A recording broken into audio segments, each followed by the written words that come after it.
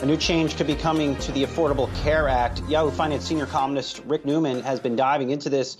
Rick, so what is the Biden administration looking to propose here? They're trying to address something known as the family glitch. And the way this works is some people work at companies where they do get health insurance.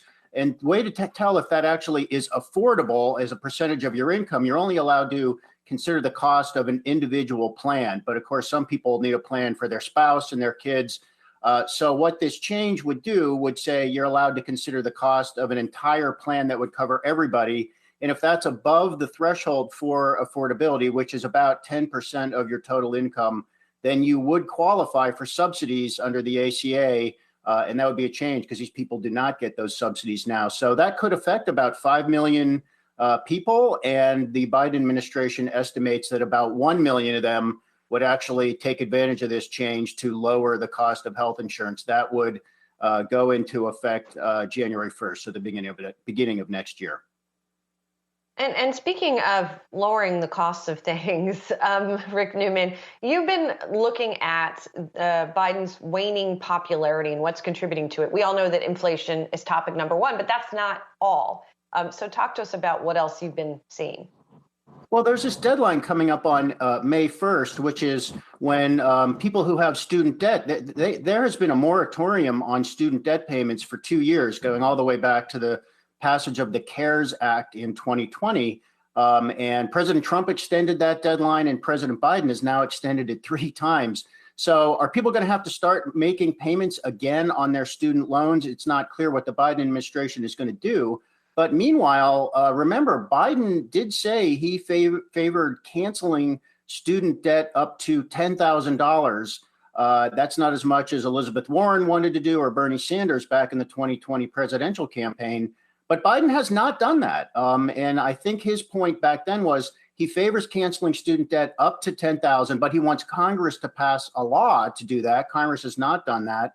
And meanwhile, Biden hasn't done anything. And if you look at the polls of Biden's approval, his popularity is sinking the most among voters under 30. And I think there's a connection with his inability to do, or he just has been decided not to do anything about student debt. This is a hard problem to solve. There are some reasons why canceling student debt is actually not a good idea, but Biden has just not really addressed it at all. He didn't mention it at all in his State of the Union speech on March 1st, and it's not in the budget that he just put out there. So is Biden ever going to do anything about student debt?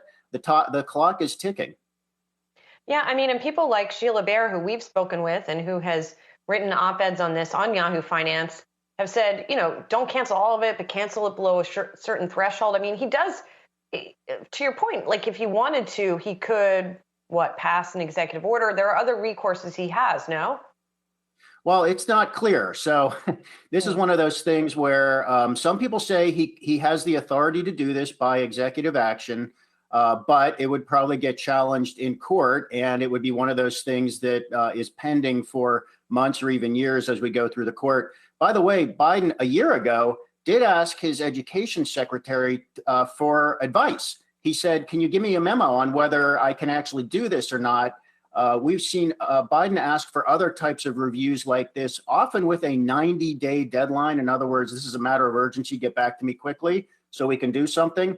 This thing about can I cancel student debt has been pending for a year, and the Biden administration has not said whether or when that recommendation is coming. So it seems like the Biden administration is just stalling on this. They really don't want to address it. Wow. And finally, Rick, while we have you, I have to ask you about the Twitter story today that Elon Musk is joining the Twitter board. And I will ask you, because you cover politics, about this aspect in particular. Musk has talked a lot about free speech on Twitter. Does him joining the board and influencing the company mean we will see a return of a certain former president who had a lifetime ban from the service?